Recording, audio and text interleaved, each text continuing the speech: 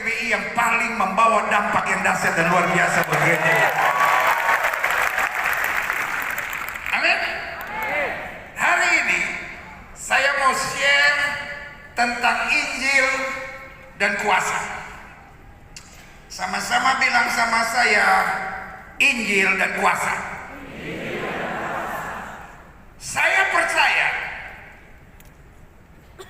pujian penyembahan yang paling hebat di seluruh Indonesia adanya di gereja-gereja GBI. Sound system termahal yang ada di gereja-gereja di Indonesia pasti GBI. Multimedia terhebat pasti GBI.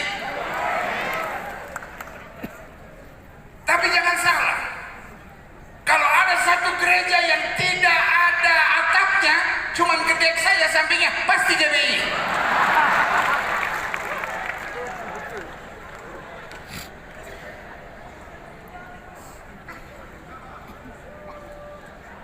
Jadi kalau orang mau bilang GBI gereja yang percaya Injil kemakmuran, tidak betul. Tapi GBI percaya bahwa Injil harus disertai dengan kuasa. Gereja kita boleh bangunan yang tidak hebat, tapi tumpang tangan buat yang sakit disembuhkan. Dan kalau sampai GBI tidak lagi percaya kuasa, maka dia tidak bernama GBI, dia bernama Karang Taruna.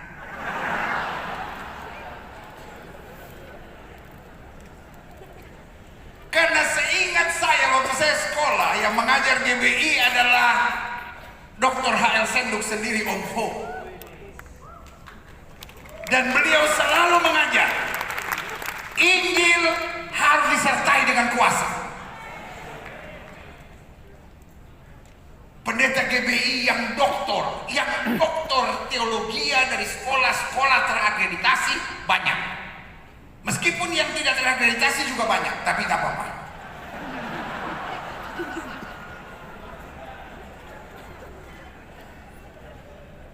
Yang MTH banyak.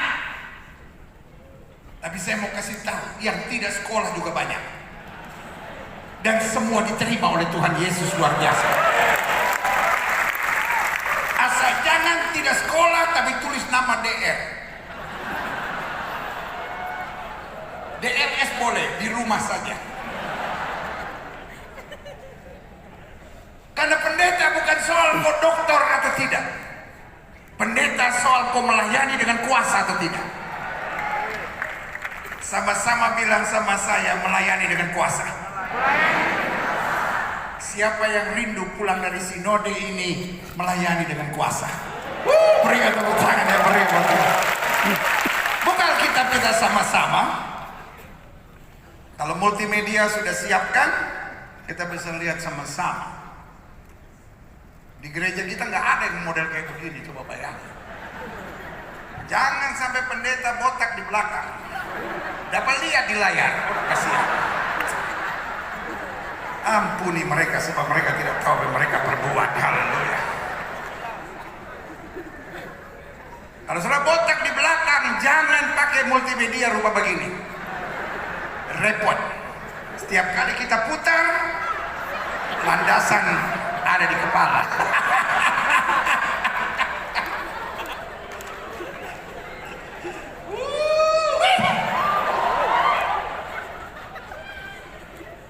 Oh, ada orang yang tanya sama saya begini, jadi kita ke sinode nggak bisa menyampaikan pendapat.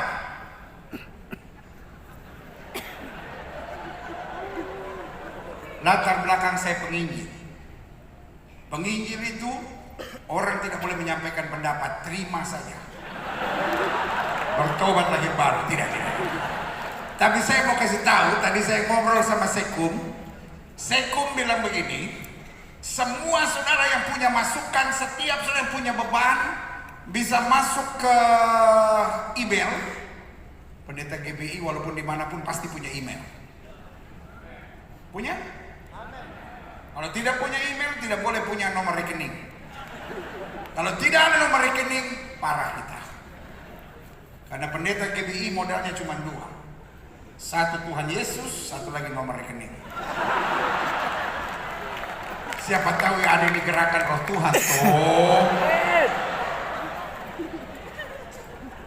Jadi sudah masuk ke email sekretaris, ada nggak di belakang saya? Tulisannya sekretaris bukan seker, sekretaris @bppg sekretariat, sekretariat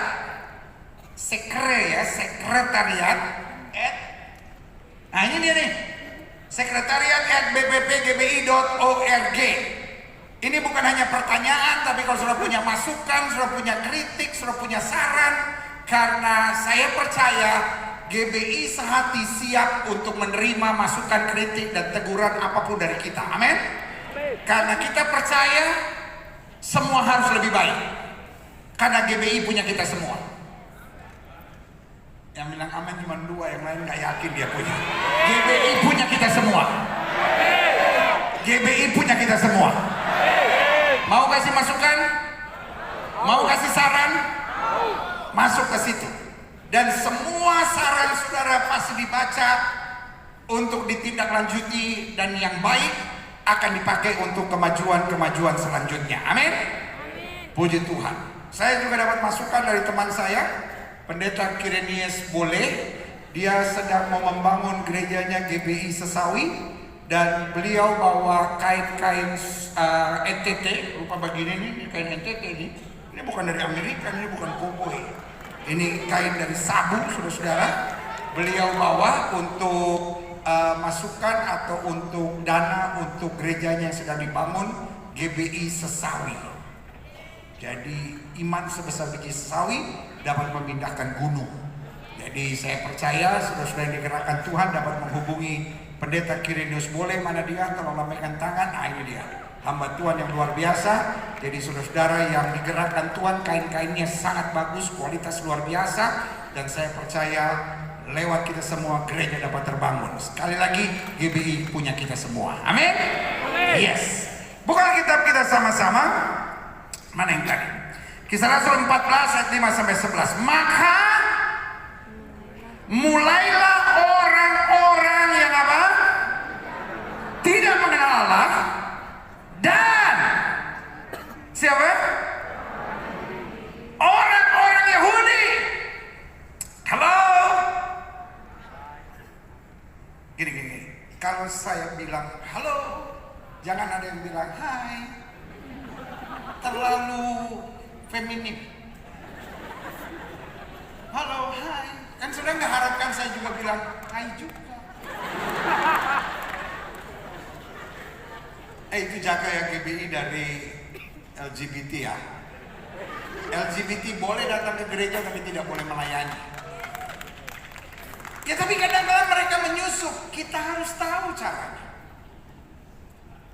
Kalau dia laki betul, selesai pelayanan itu dia gini nih, panas.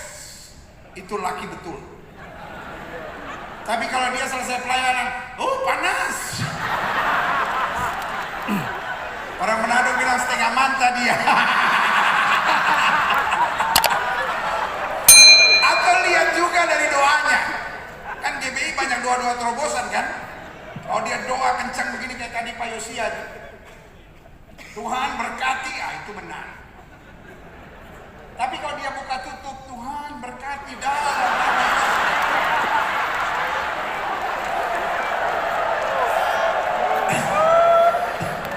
Itu orang Manado bilang setengah manta dia itu, ya kan? Jadi, saya ulangi sekali lagi. Maka mulailah orang-orang yang apa? Sama-sama bilang sama saya tidak mengenal Allah. Tapi bukan cuma mereka, hello. Yang gini, haleluya gitu dong. Orang bilang hello, hai. Segala kemuliaan. Orang-orang yang tidak mengenal Allah tidak sendiri, dan orang-orang Yahudi. Siapa orang Yahudi?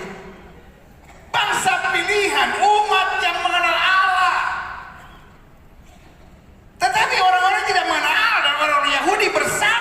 dengan pemimpin-pemimpin mereka menimbulkan apa?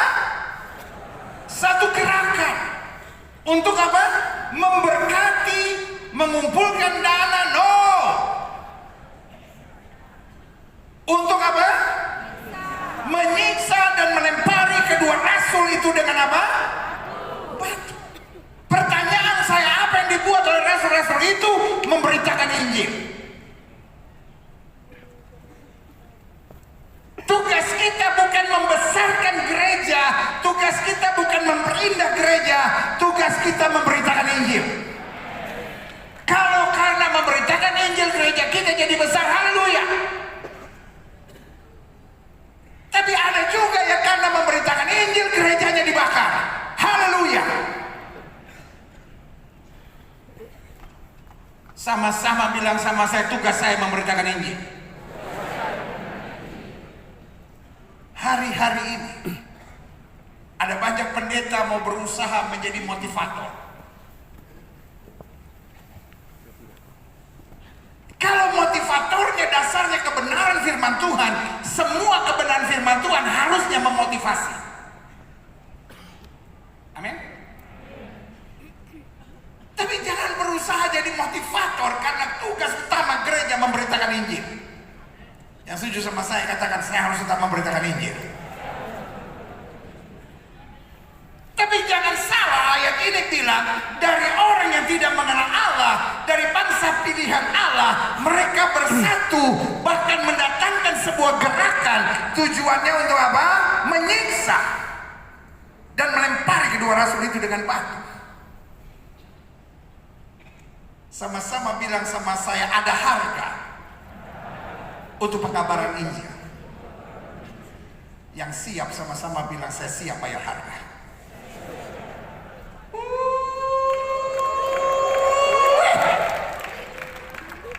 Saya percaya di neraka setan lagi bikin rapat tandingan sidang sinode gereja Betel Indonesia. Dan dia bilang, ini mereka yang ada di situ sedang siap untuk bayar harga untuk pekabaran Injil. Dan saya katakan, yeah. Ayat ke-6. Setelah rasul-rasul itu mengetahuinya, menyingkirlah mereka ke kota-kota Likaonia, Listra dan Derbe dan daerah sekitarnya. Ayat ke-7. Di situ mereka main-main di pantai sambil berjemur.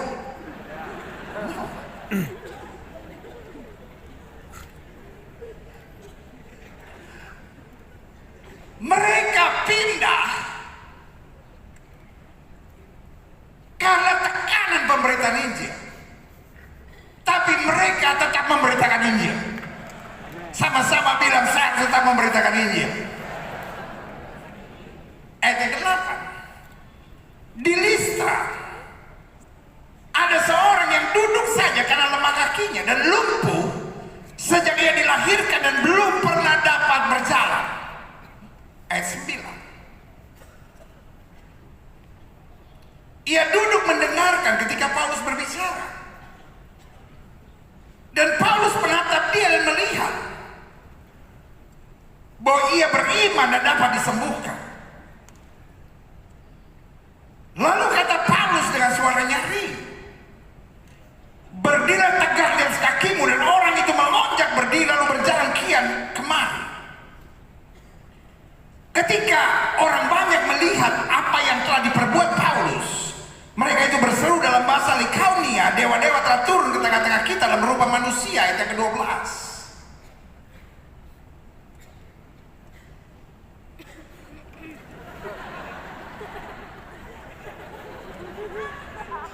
Halo?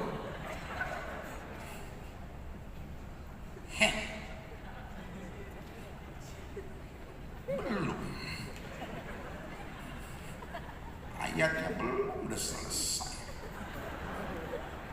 Kita lihat selanjutnya. Ketika orang banyak melihat apa yang telah diperbuat Paulus, mereka berseru dalam bahasa Likaonia, dewa-dewa telah turun ke tengah-tengah kita dalam rupa manusia. Berarti saya simpulkan begini, tantangan dan pergumulan itu biasa. Amin. Saya catat di di sini begini, klik. Yes. Mana dia tulisannya? Belum. Satu lagi yang tadi. Nah, mana dia? Nah, tantangan, masalah, pergumulan, tekanan dalam pemberitaan Injil itu biasa. Sama-sama bilang sama saya, itu biasa. Pak, tolong kalau saya bilang Pak, jangan ada yang bilang oi. Sorry, kelihatan kampungan. Orang Amerika bilang, kan ada Tim Hill tuh di sini kan. Orang Amerika bilang villagesan, villagesan, village kampung, kampungan, villagesan.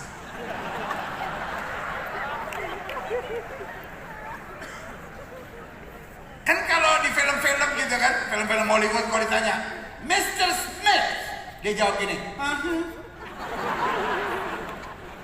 Jadi kalau saya bilang Pak, walaupun kita pelayanan dimanapun, tapi kita GBI. Jadi kalau yang panggil Pendeta Yosef, dari mana dapat? Sidang sinode ke-17. Dari Jakarta soalnya. Hah? Ini baru GBI ini.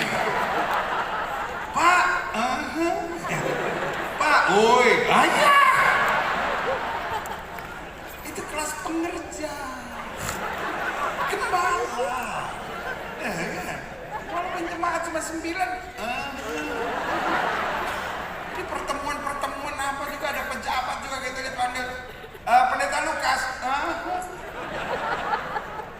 Bu. Nah, ini ibu udah keren ini. Yang mau dipanggil, oi. Pak, Bu.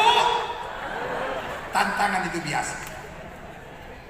Jangan ada pendeta GBI yang menangis karena tantangan.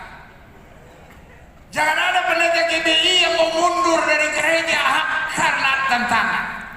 Jangan ada pendeta GBI yang tulis surat ke sinode lalu berkata saya mau keluar dari GBI. Terlalu banyak tantangan.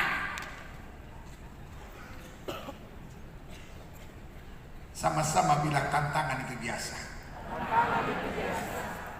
Kita bukan orang-orang cengeng yang takut dengan tantangan. Kita lawan pahlawan Kristus, orang-orang pilihan Allah yang siap menghadapi tantangan. Dan kita tahu kita makin hari makin kuat. Yang setuju katakan amin. Saya menyebut tantangan, pergumulan, masalah, tekanan, ancaman sebagai vitamin dan sekaligus vaksin. Waktu semua orang terkena COVID, kita harus terima vaksin. Vaksin itu apa? Vaksin itu sebetulnya virus yang dilemahkan. Tetapi itu membuat kita bisa bertahan dan kuat. Kalau saya izinkan satu persatu pendeta-pendeta GBI maju di atas sini dan bercerita, saya percaya membuat kita kuat hari ini adalah tantangan. Sama-sama bilang sama saya, membuat saya kuat hari ini adalah tantangan. Jangan bilang sama saya, ya tapi pendeta tantangan sekarang tambah hari tambah menakutkan. Lama-lama saya juga udah gak kuat. Maka ya tantangan terus, tantangan terus, tantangan terus. Setiap kali ada tantangan, ada kemenangan dahsyat, ada tantangan, ada kemenangan dahsyat, ada tantangan, ada kemenangan yang lebih besar Tuhan sediakan.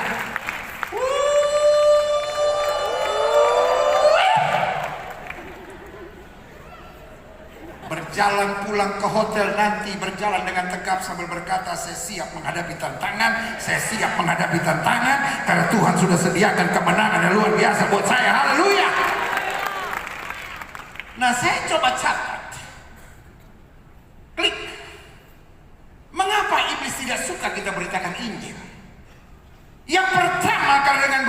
Injil manusia diubahkan. Bapak-bapak, ibu-ibu pejabat GBI yang luar biasa. Sebagian saudara adalah senior-senior saya dalam pelayanan. Dan apa yang kau tabur dalam pelayanan sungguh mengagumkan buat saya. Saya mendengar banyak cerita dari daerah, saya mendengar banyak cerita dari pelayanan-pelayanan yang di pelosok-pelosok. Saya menangis mendengarnya karena buat saya apa yang kau kerjakan sungguh luar biasa. Tetapi dengar baik, bukan khotbah kita yang merubah orang. Taruh tangan kanan kita di dada dengan sehati dan kita bilang, bukan khotbah saya yang merubah orang. Jangan kecil hati kalau khotbahmu biasa-biasa. Jangan kalau kenalan sama orang di sinode. Pendeta saya pelayanan di desa kecil, kampung kecil, di kamar kecil.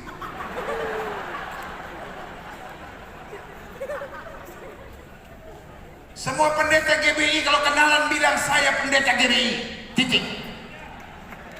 Baru kalau ditanya pelayanan di mana, nggak usah bilang di kampung atau di mana, bilang saja Sabu.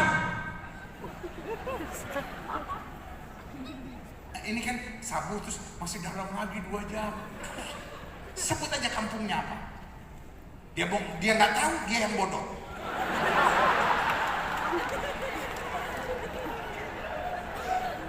Nggak ada pendeta GBI yang bicara, oh saya pelayanan kecil. No, yang panggil kita Tuhan yang besar, yang dahsyat dan luar biasa. Yang panggil saudara, yang panggil saya, yang panggil Pak Niko, yang panggil pendeta Dr. Ruben Adi Abraham, yang panggil pendeta Tim Hill, Tuhan yang sama dengan memberikan kuasa yang sama, urapan yang sama, dan dengan kedahsyatan yang sama. Iblis gak peduli sudah bangun gereja sejauh kau tidak memberitakan Injil. Ada banyak orang di gereja yang berzina tetap berzina. Tapi pendeta GBI ada yang berzina nggak? Kalau ada, tolong maju ke depan, kita foto bersama.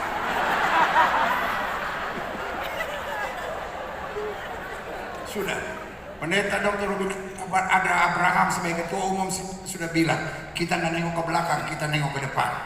Jadi mulai hari ini kalau ada yang berzina, dia berhenti berzina. Lapor Pak Ketum, ada 24 yang tunduk. Sebab kalau yang lihat kiri kanan saya yakin dia mencari, si itu datang nggak ya? Yang nunduk ini yang saya khawatir, dia nunduk ini. Mudah-mudahan Gilbert nggak tahu gitu.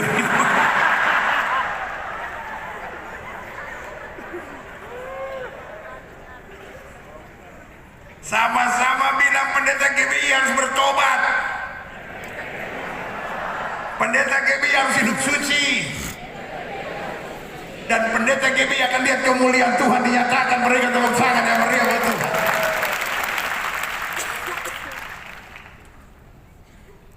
Mengapa setan tidak suka kita beritakan Injil? Karena Injil merubah orang. Di end of the day yang paling penting dalam gereja-gereja kita adalah bagaimana orang berubah. Pak, Ibu, jemaatmu gak besar gak apa-apa, yang penting orang berubah. Jangan kau kecil hati dan bilang, aduh kenapa ya, kok gereja saya gak besar-besar ya pendeta ya, apa ada kutuk? Yesus tidak pernah bilang bagaimana kau jadi gereja yang paling besar, tetapi yang paling penting adalah lewat hidup kita jiwa-jiwa berubah, nama Yesus dipermuliakan. Yang setuju katakan amin. Yang kedua, kenapa iblis tidak suka kita memberitakan Injil? Karena dengan berita Injil manusia dipulihkan. Iblis gak peduli orang masuk gereja, sejauh yang kepahitan tetap kepahitan, yang sakit hati tetap sakit hati, yang terluka tetap terluka. Karena selalu saya bilang, orang terluka cenderung melukai. Saya berdoa tidak ada pendeta GBI yang terluka. Kalau ada orang lain sebelah buka gereja, biarkan dia buka gereja. Ya tapi jemaat saya pada kurang. Salah satu jemaat kau yang kurang atau jemaat dia yang kurang? Kalau jemaat kau yang kurang, terus lama-lama gabung saja sama mereka.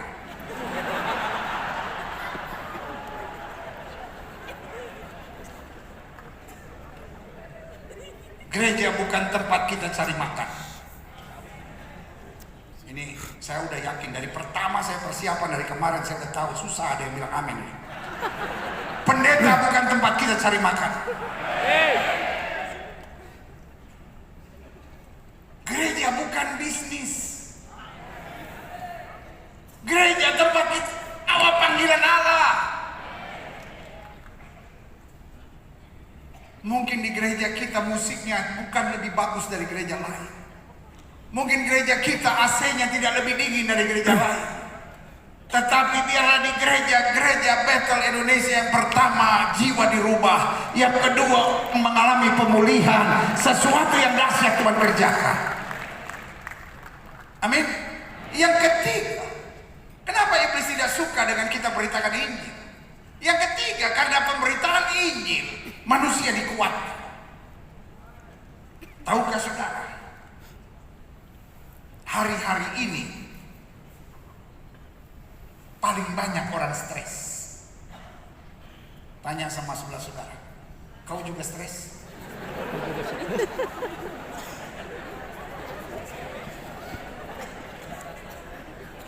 Pendeta GBI dilarang stres. Loh, kita ada perwil, kita ada BPD. Kenapa orang stres? Kurang gaul.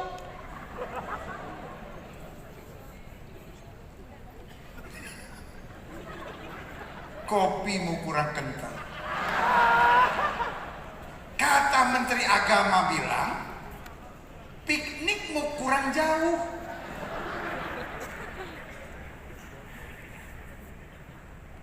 Biarlah pendeta-pendeta GBI tetap pendeta-pendeta yang sukacita. Amin. Sukacita harus jadi warna di GBI. Pokoknya ketika pendeta-pendeta kumpul, yang paling banyak tertawa, yang paling banyak semangat, dia harus pendeta GBI. Harus ada sukacita. Amin.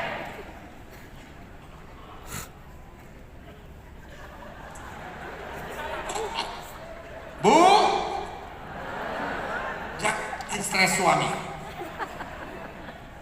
Pak, siapa yang paling banyak bikin kau stres?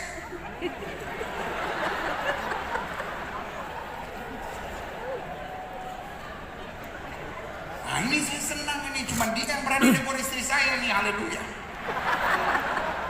Bu, terkutuklah engkau kalau kau buat suamimu stres. Bayangkan Bu, jemaat semua diberkati dengan khotbah suamimu. Haleluya, segala kemuliaan buat Tuhan. Engkau, kamu tuh ya. Bu, jangan sampai kau dipakai setan Bu. Ini baru pendeta GBI. Luar biasa, ibu-ibunya dibilang jangan pakai setan. Ini kalau gereja lain tersinggung pulang. Ya udah kalau gitu, kalau saya dipakai setan, udah saya.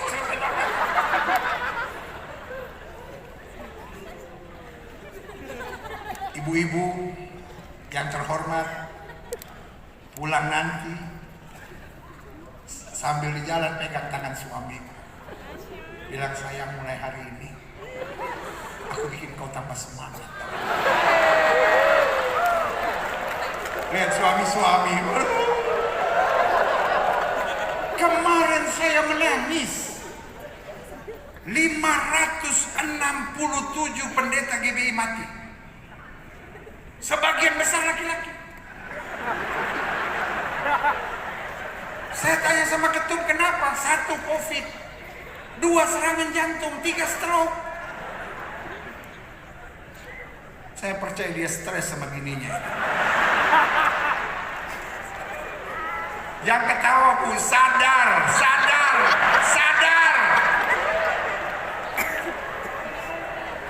bapak-bapak tertawa bahagia sekali. Untung saya nggak pulang, saya udah diajak pulang sama istri saya. Untung saya nggak pulang, Roh Kudus jaga saya. Pak, jangan bikin istrimu stres. Haleluya. Karena kalau istrimu bahagia, maka pendeta GBI rumah tangganya bahagia penuh dengan kemuliaan Tuhan. Haleluya. Jadi ingat ya, kenapa iblis tidak suka kita beritakan Injil?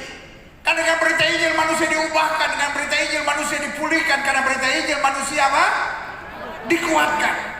Sama-sama bilang, saya harus menguatkan. Pak, nasib banyak orang ada di tangan pelayanan. Banyak rumah tangga nasibnya ada dalam pelayanan. Karena suami istri saling menopang. Iblis pengen kacaukan banyak keluarga hamba-hamba Tuhan. Tapi saya percaya keluarga kita akan melihat kedahsyatan kemuliaan Tuhan yang luar biasa. Haleluya. Keempat, iblis tidak suka kita beritakan Injil. Karena dengan berita Injil manusia diselamatkan. Iblis gak peduli orang masuk gereja sejauh dia tidak mengalami keselamatan. Banyak gereja tidak lagi mengkhotbahkan tentang keselamatan. Mengapa dari antara gereja-gereja yang ada, salah satu gereja yang paling banyak tekanan adalah GBI? Karena GBI tetap percaya bahwa keselamatan adalah berita kita yang utama. Sama-sama bilang sama saya, orang perlu diselamatkan. Karena tidak semua orang Kristen masuk surga. Tapi semua orang yang menerima Injil akan melihat kemuliaan Tuhan dinyatakan. Dan saya katakan amin. Karena itu saya simpulkan begini. Klik. Bagaimana menghadapi tantangan dalam pemberitaan Injil? Bahasa saya bilang, kembalikan kuasa ke gereja-gereja kita. Amin. Sama-sama bilang, kuasa harus ada di gereja kami. Siapa yang percaya? 2000 tahun yang lalu belum ada ahli-ahli teologi seperti hari ini. 2000 tahun yang lalu belum ada STT Bethel yang melatih hamba-hamba Tuhan yang luar biasa. 2000 tahun yang lalu belum ada sidang sinode dengan pembekalan dari hamba-hamba Tuhan yang luar biasa. Tapi 2000 tahun yang lalu Injil tersebar lewat orang-orang biasa karena mereka punya kuasa. Alkitab berkata Petrus berjalan, bayangan yang terkena orang sakit dan orang sakit disembuhkan. Alkitab berkata ada orang lumpuh dan Paulus bilang, berdirilah. Pertanyaan saya, kira-kira zaman itu sudah berlalu atau belum? Halo? Pertanyaan saya, kira-kira zaman mujizat sudah berlalu enggak?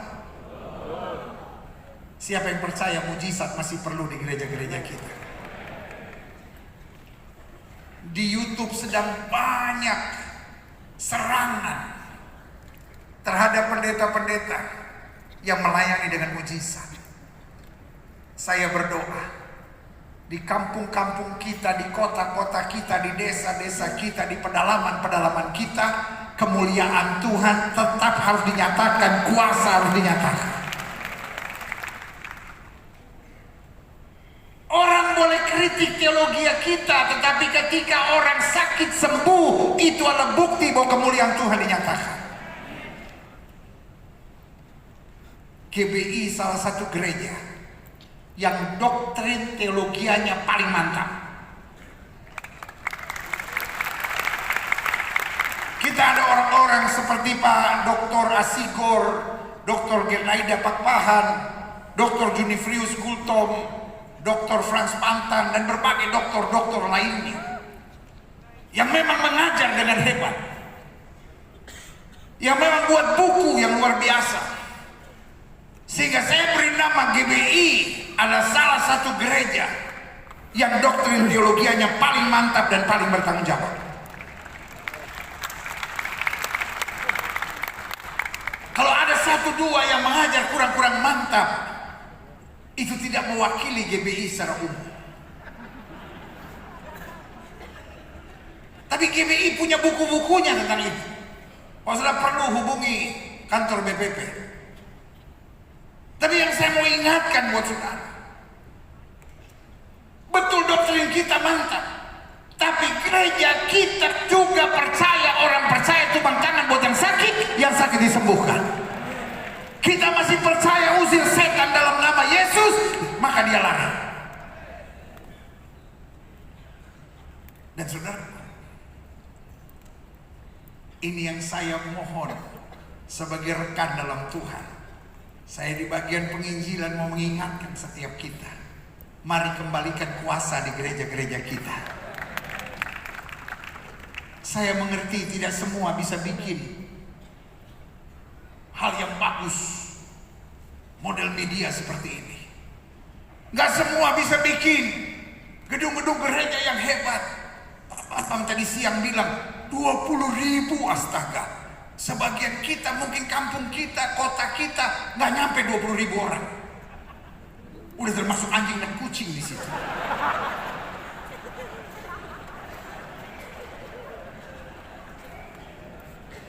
Karena saya di bagian penginjilan tahu persis, ada gereja-gereja yang begitu kecil dan sederhana, yang jemaatnya jauh-jauh dikit lagi. Tidak semua kita bisa punya sound system sehebat ini, tidak semua kita bisa punya lighting sehebat ini.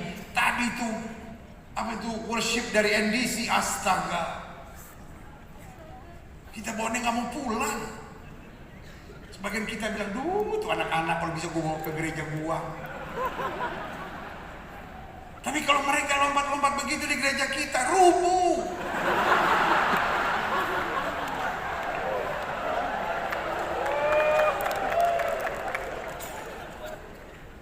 Saya lihat beberapa sampai menangis ikut penyembahan seperti itu.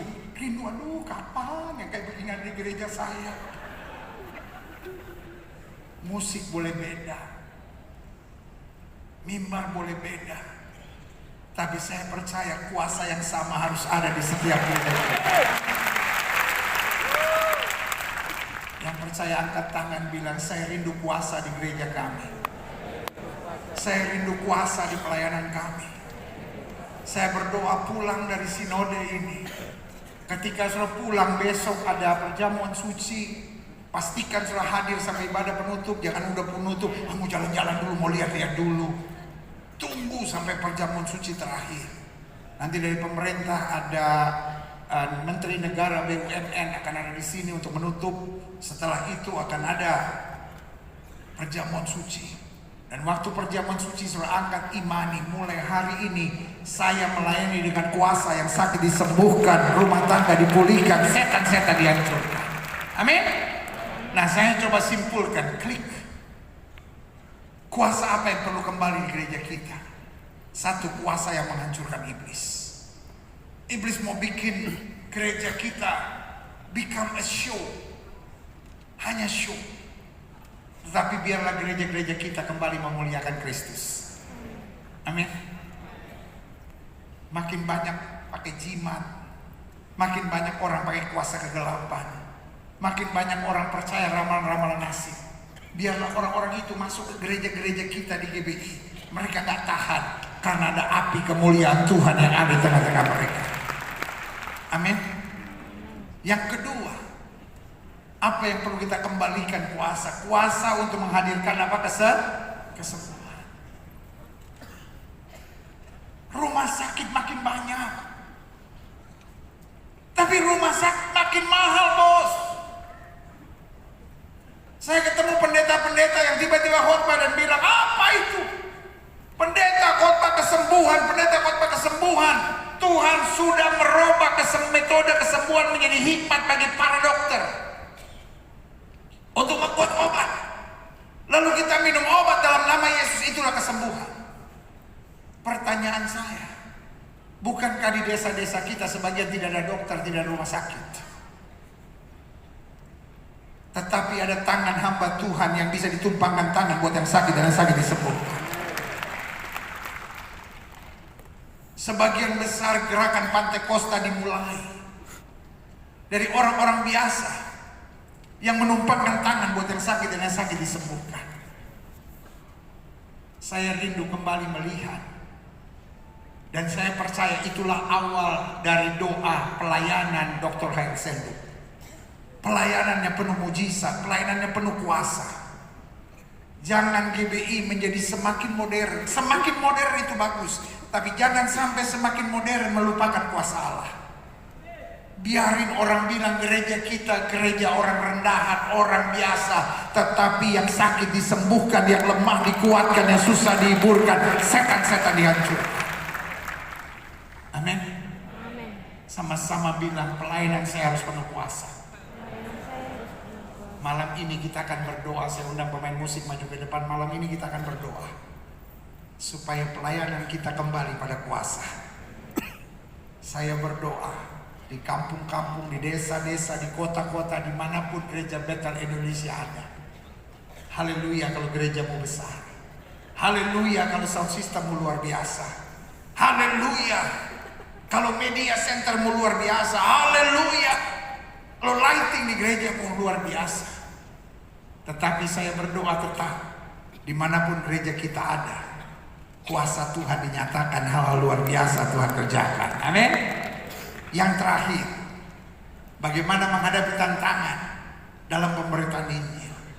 Sekali lagi saya mau ingatkan, dimanapun gereja ditanam, ketum kita sudah menyatakan paling terlambat 2033 kita harus mencapai 10.000 gereja.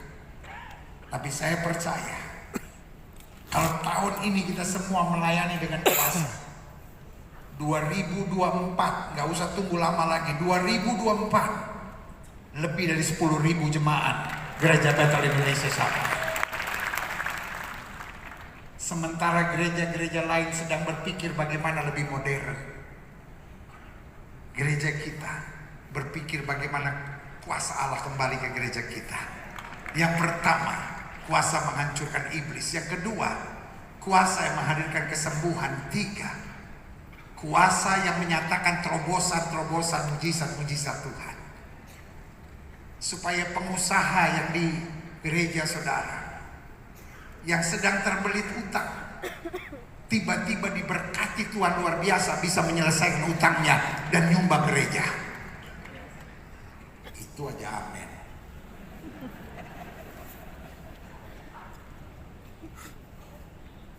Amin. Gereja GBI harus kembali menjadi gereja yang berdampak. Kita tadi sudah dapat belajar banyak sekali, baik yang disampaikan oleh Bapak Pendeta Wiryo Hadi maupun Bapak Pendeta Bambang. Bagaimana GBI berdampak luar biasa.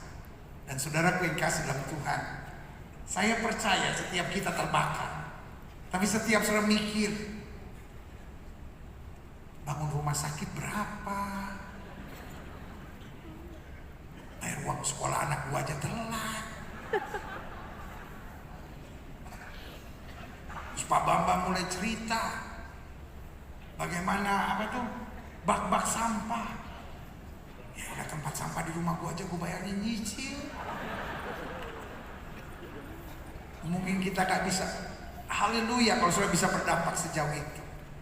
Kita doakan, apalagi pendeta-pendeta yang dipercaya Tuhan untuk mengembalakan gereja-gereja yang mega church. Ayo mari berbuat sesuatu. Tapi sebagian kita mungkin gak bisa beli motor-motor seperti itu, gak bisa beli bak-bak sampah yang besar seperti itu. Tapi tanganmu bisa ditumpangkan buat orang sakit dan orang sakit disembuhkan. Khotbahmu bisa dipakai Tuhan memulihkan rumah tangga yang hancur. Dan lewat hidupmu kuasa Allah dinyatakan. Kita bangkit berdiri. Sama-sama bilang, saya rindu kuasa Allah. Haleluya.